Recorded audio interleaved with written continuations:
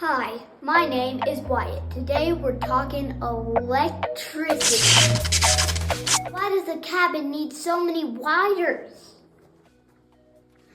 Anytime you turn the light on, it doesn't magically turn on. It goes through these wires to this board, to the switch, then to the light. So the power basically just comes from this board right here. We've got some work to do. A few moments later. So we got all those wires in the panel. Now we just need to get a couple more wires in there. And then we'll be ready for electricity. Did you know that there's these many wires in your walls? Let's see where this one goes.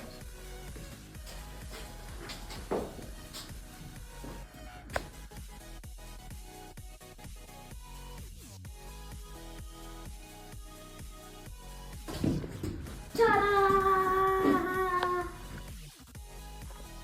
You want to know how it gets to the house? Let's go.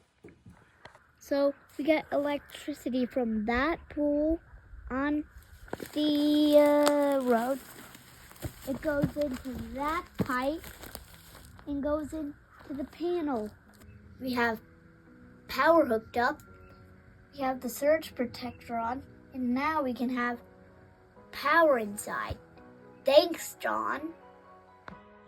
If you've liked and subscribed, you nailed it.